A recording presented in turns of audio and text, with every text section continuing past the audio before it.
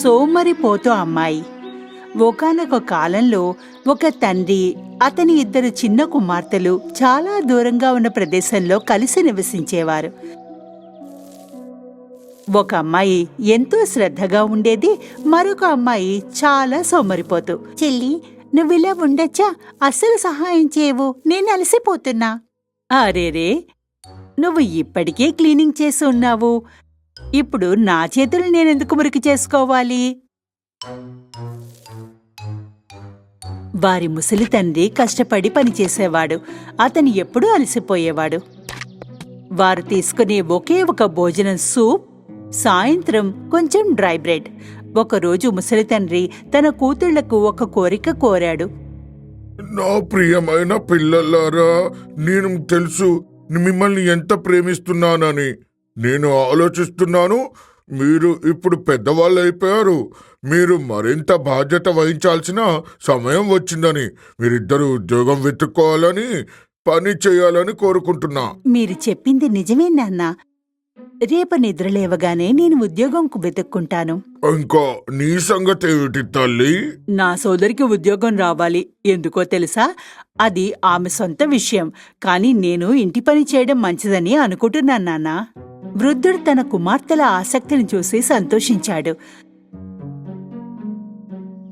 మరుసటి రోజు శ్రద్ధగల అమ్మాయి ఉద్యోగం కోసం ఇంటి నుండి బయలుదేరినప్పుడు ఆమె తండ్రి ఆమె వద్దకు వచ్చాడు. నా బంగారు తల్లి, నేను నీకు సలహా ఇస్తున్నాను. నిన్ను సహాయం కోరే వ్యక్తి ఎప్పుడైనా వచ్చినప్పుడు తిరస్కరించవద్దు. ఎల్లప్పుడూ శ్రద్ధగా ఉండు. నీ ఉద్యోగాన్ని ప్రేమించు. నీకు అప్పగించిన పనిని శక్తి మేరకు చెయ్యి. తప్పకుండా నాన్న, మీ సలహా నేను ఎప్పుడూ మర్చిపోను. అది కదా నా బంగారు తల్లి. శ్రద్ధగల కుమార్తె పనిని వెతుక్కుంటూ బయలుదేరింది. అయితే ఇంటి పనులు చేస్తానని చెప్పిన సోమరి కుమార్తె ఏమీ చేయలేదు. ఇల్లు రోజురోజుకు మరింత చిందరవందరగా తయారవుతోంది. మునుపటి కంటే మురికిగా ఉంది. శ్రద్ధగల అమ్మాయి చాలా రోజులు నడిచింది, కానీ పని దొరకలేదు. కొంతకాలం తర్వాత శ్రద్ధగల అమ్మాయి ఎండిన కొమ్మలు, వేర్లు ఉన్న ఒక చెట్టును చూసింది. హలో యంగల్, నువ్వు నా ఎండిన కొమ్మలను శుభ్రం చేయగలవా ప్లీజ్? నా వేర్ల దగ్గర కొంచెం నీరు పోస్తావా? శ్రద్ధగల అమ్మాయి తన అరచేతులు గాయమయ్యే వరకు చెట్టున ఉన్న ఎండు కొమ్మలను శుభ్రం చేసింది. తనతో తెచ్చుకున్న త్రాగునీటిని వేర్లకు నీరు పెట్టింది. ధన్యవాదాలు మహాతల్లి, కానీ ఇప్పుడు నీకు నీరు లేదు కదా మరి? ఓహ్, పర్వాలేదు.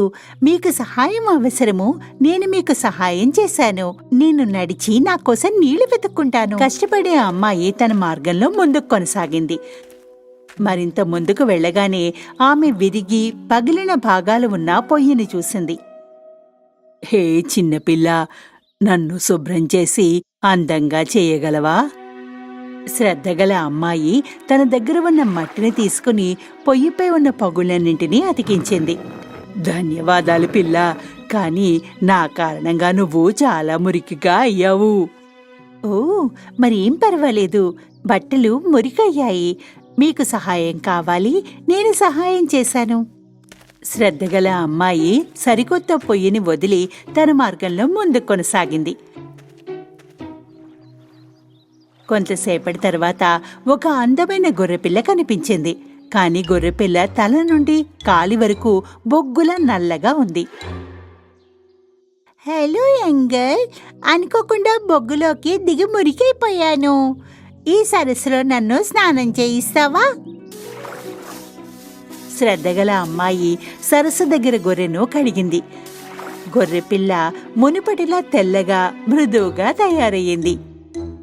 ధన్యవాదాలు, కానీ నా కారణంగా నువ్వు తడిసిపోయావు. నీకు సహాయం కావాలి, నేను సహాయం చేశాను. నేను ముందు నుంచి మురికిగానే ఉన్నాను, ఇప్పుడు శుభ్రమయ్యాను. శ్రద్ధగల అమ్మాయి తన దారిలో కొనసాగింది. చీకటి పడినప్పుడు ఆమె ఒక అందమైన ఇంటిని చూసింది. అది 7 యక్షులు నివసించే ఇల్లు. శ్రద్ధగల అమ్మాయి లోపలికి ప్రవేశించింది. హలో, అనుమతి లేకుండా మీ ఇంటికి వచ్చినందుకు నేను క్షమాపణలు కోరుతున్నాను. నేను ఉద్యోగం కోసం వెతుక్కుంటున్నాను. నువ్వు కావాలంటే ఇక్కడ పని చేయొచ్చు. అమ్మాయి, మా ఇంట్లో 7 గదులున్నాయి. నువ్వు ప్రతిరోజు 6 గదులు మాత్రమే శుభ్రం చెయ్యాలి, కాని 7వ గదిలోకి వెళ్ళకూడదు. శ్రద్ధగల అమ్మాయి ఉద్యోగానికి అంగీకరించింది. యక్షుణులు చెప్పినట్లుగా 1 సంవత్సరం పాటు ఆమె ప్రతిరోజు 6 గదులను శ్రద్ధగా శుభ్రం చేసింది. ఆమె 7వ గదిలోకి ప్రవేశించలేదు.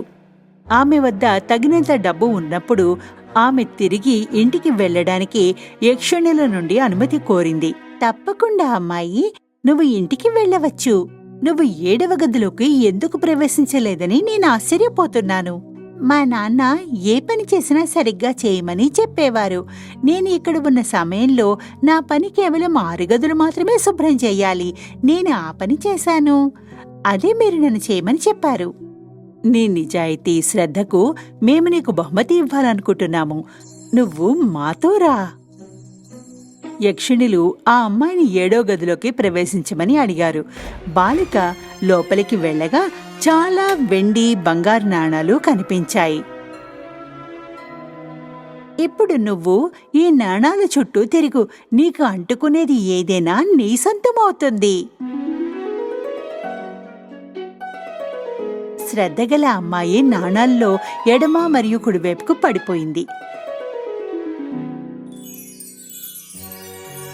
ఆమెకు ఆ మణులన్నీ అంటుకోవడంతో నక్షత్రంలా కనిపించింది.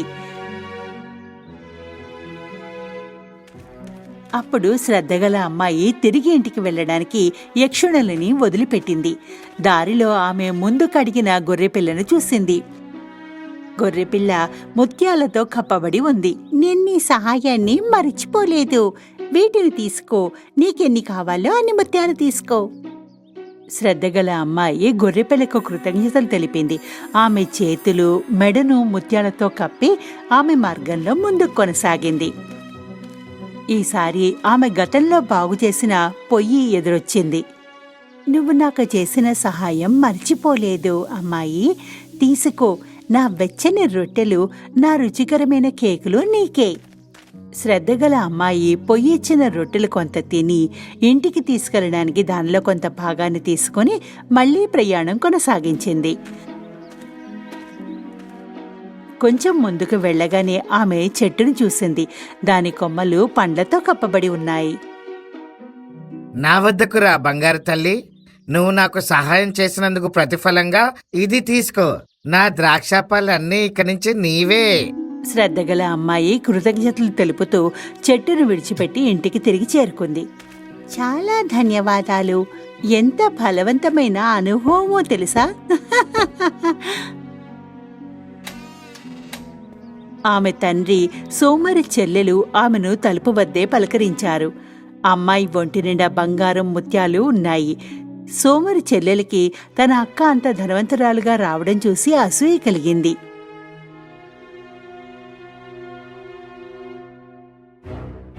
ఆ నాళాన్ని చూడు.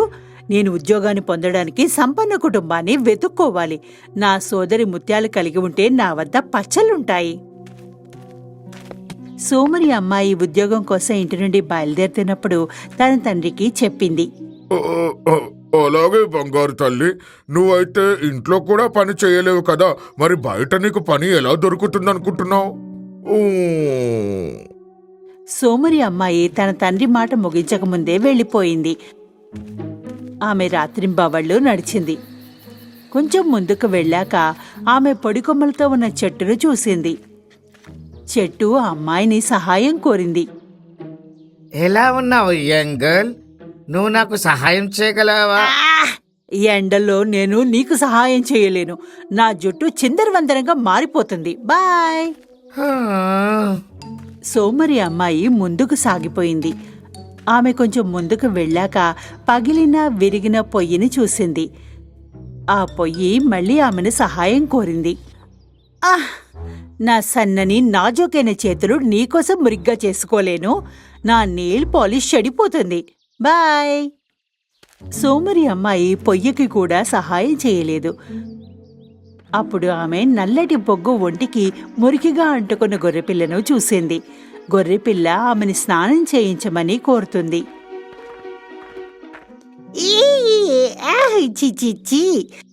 అడ్డు తప్పుకో, నువ్వు చాలా మురిగ్గా ఉన్నావు. సోమరి అమ్మాయి పారిపోయింది.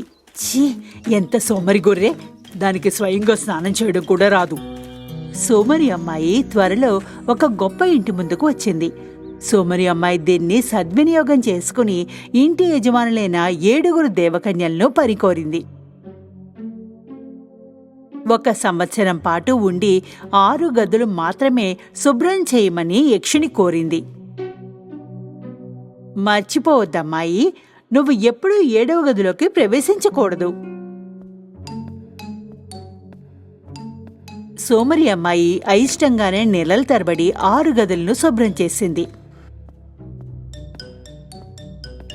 అయితే ఒకరోజు ఆమె తన ఉత్సుకతతో లొంగిపోయి 7వ గదిలోకి ప్రవేశించింది.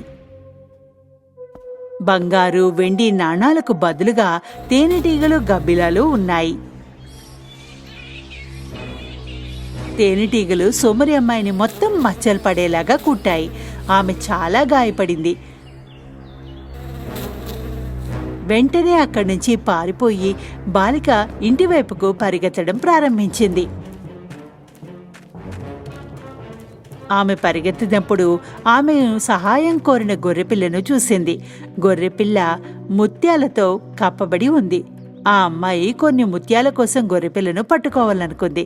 కానీ గొర్రెపిల్ల అక్కడి నుండి పారిపోయింది. అమ్మాయి నడక కొనసాగించింది. చాలా అలసిపోయింది, ఆకలితోనూ ఉంది. ఆ సమయంలో ఆమె పొయ్యి దగ్గరకు వచ్చింది. ఆమె సహాయం కోరితే తిరస్కరించిన పొయ్యది. పొయ్యి మీద తాజా వెచ్చని రొట్టెలున్నాయి. అమ్మాయి రొట్టె ముక్కను కొనాలని అనుకున్నప్పుడు పొయ్యి వేడిగా మారిపోయింది. సోమరి అమ్మాయి చెయ్యి కాస్త కాలిపోయింది.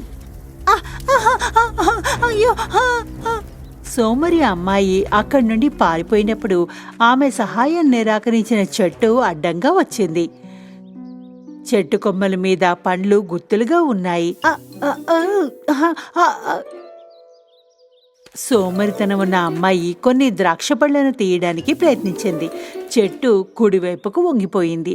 అమ్మాయి కుడివైపుకు పరిగెత్తింది, కానీ ఆ చెట్టు ఈసారి ఎడం వైపుకు వంగింది.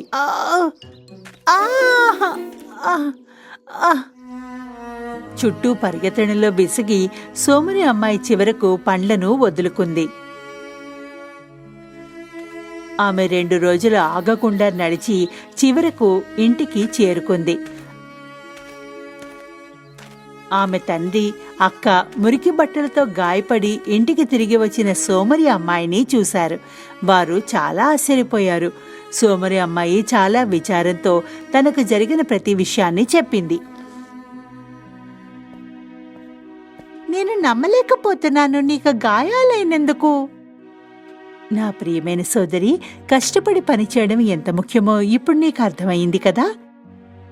గుర్తుంచుకోండి అమ్మాయిలు, మీరు జీవితంలో నిజాయితీగా కష్టపడి పనిచేసినప్పుడు ఖచ్చితంగా బహుమతులు అందుతాయి. ఆ రోజు తర్వాత సోమరి అమ్మాయి మళ్ళీ పని లేకుండా సోమరితనంతో ఎప్పుడూ ఉండలేదు. 2 సోదరీమణులు కష్టపడి పనిచేశారు, మంచి ప్రతిఫలాన్ని పొందారు.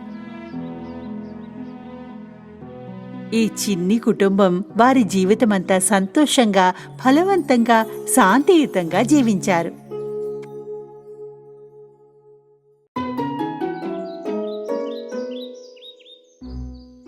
ఒకసారి వేసవి కాలం ఎండలు మండిపోతున్నాయి. అడవిలో ఉండే జంతువులు, పక్షులు, క్రిమికీటకాదులు వేడిని ఆనందిస్తున్నాయి. వాటికి ఆహారం వెతుక్కోవడంలో ఎలాంటి అడ్డంకులు లేవు.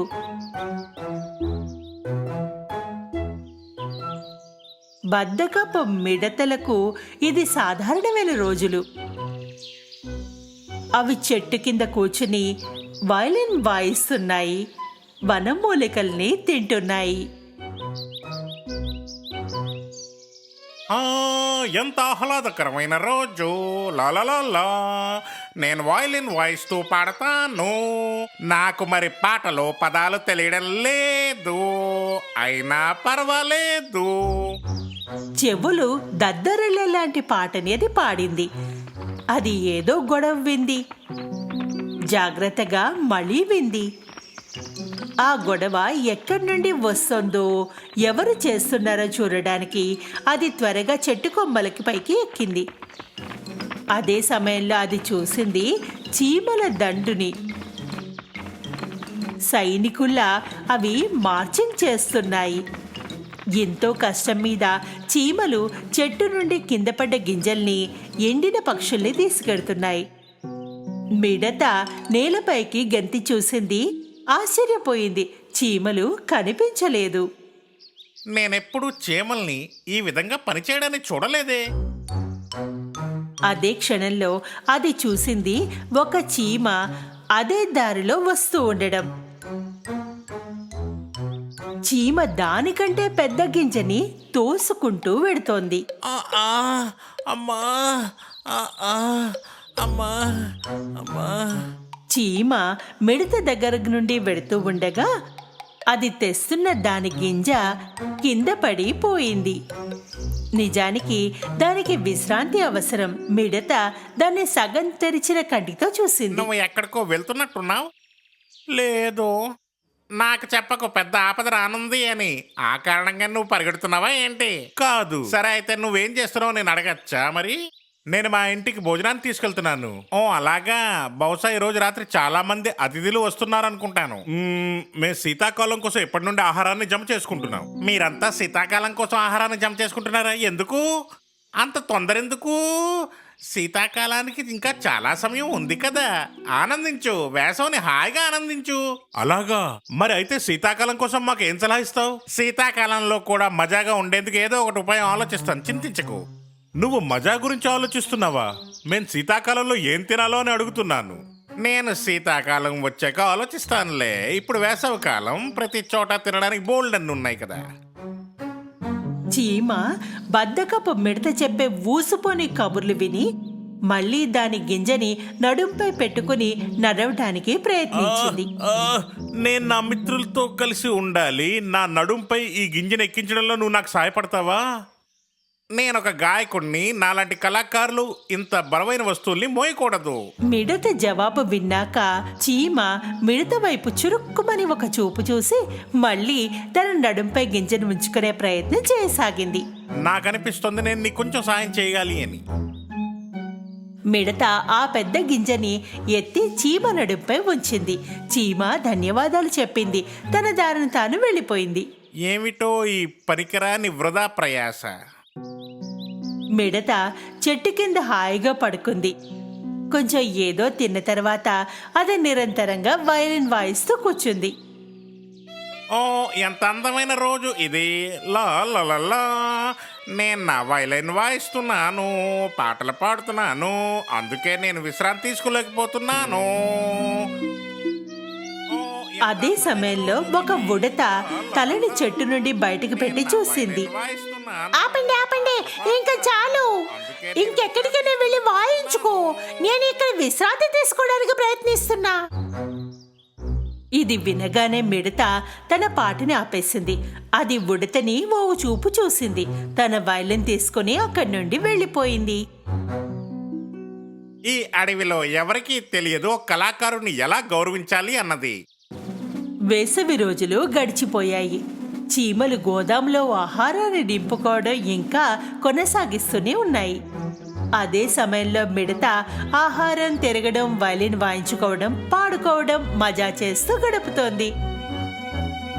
చివరికి శీతాకాలం రానే వచ్చింది.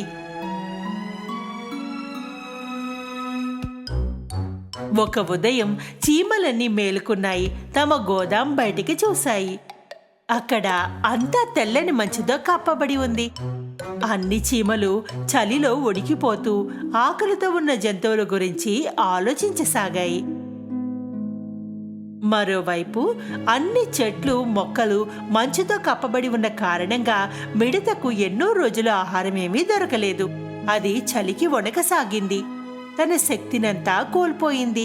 వైలిన్ కూడా వాయించడం లేదు, పాడటం కూడా లేదు. ఎంతో కష్టం మీద మంచుపై నడవడానికి ప్రయత్నించసాగింది. ఉన్నట్టుండి దానికి వేసవి రోజులు గుర్తొచ్చాయి. ఆ రోజులు ఎంత బాగుండేవి. అన్ని చోట్ల భోజనం ఉండేది, ఎప్పుడు కడుపు నిండుగా ఉండేది. నేనెంతో సంతోషంగా ఉండేవాణ్ణి. అది చీమ గురించి ఆలోచించసాగింది. వేసవి కాలంలో అది ఆహారాన్ని తీసుకుంటూ వెళ్తూ ఉంటే దాన్ని నేను వేళాకోళం చేశానని అప్పుడు అనిపించింది. ఈ కల్పన దానికి ఏమాత్రం నచ్చలేదు. వేసవి కాలంలో దాన్ని నేను చాలా వేళాకోళం చేశాను. తనకి ఇప్పుడు అది సహాయపడుతుందా అని ఆలోచించసాగింది. ఇక ఇప్పుడు మిడతకు దారిలో వెళ్ళడం కూడా చల్లగా ఉంది. ఇది గర్వపడే సమయం కాదు. నాకు చీమల గోదాముని వెతకాలి, దాన్ని సహాయం కోరాలి. మిడత చీమల గోదాం వద్దకు చేరుకుంది. తలుపు తట్టింది, గట్టిగా అరిచింది. ఇక్కడ ఎవరైనా ఉన్నారా? దయచేసి నాకు సహాయం చెయ్యండి. ఎవరది? లోపల నుండి ఒక గొంతు వింది. మిడత తన శక్తినంతా కూడదీసుకుని జవాబిచ్చింది.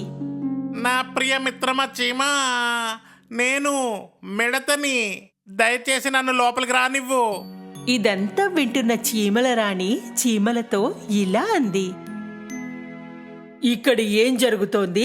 ఎవరికి సహాయం అవసరం? ఒక బద్దకపు మిడత వచ్చింది. రోజంతా కూర్చొని కేవలం పాట పాడుతూ ఉంటాడు. బహుశా దానికి ఆకలిగా ఉందనుకుంటాను. దానికి సాయం అవసరం.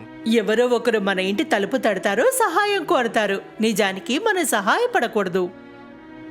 రాణి చీమ ఇంకా మిగతా చీమలన్నీ తలుపు దగ్గరకు చేరుకున్నాయి. తలుపుని తెరిచాయి.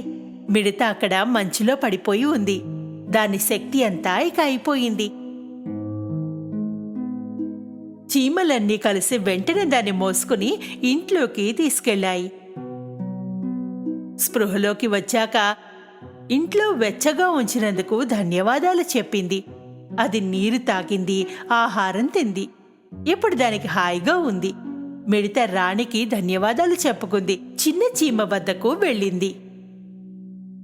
నేను నీ పట్ల చాలా తప్పుగా ప్రవర్తించాను. వేసవి మొత్తం మీరంతా శ్రమపడి పనిచేస్తుంటే నేను ఒక చోట కూర్చొని పాట పాడుతూ ఉన్నా. నువ్వు నన్ను హెచ్చరించావు కూడా, కానీ నేను నీ మాటలు లెక్కించలేదు. ఈ రోజు నాకు తెలిసొచ్చింది. ఇది నీకు మంచి గుణపాఠం. మనందరం వేసవిలో మజా చేస్తున్నాం, కానీ మనం మన భవిష్యత్తు గురించి ఆలోచించాలి. ఒకవేళ మేం వేసవిలో భోజనం జమ చేసుకోకుండా ఉండి ఉంటే మా పరిస్థితి కూడా నీలాగా అయి ఉండేది. మిడత ఇంకాసేపు ఇంట్లోనే ఉంది.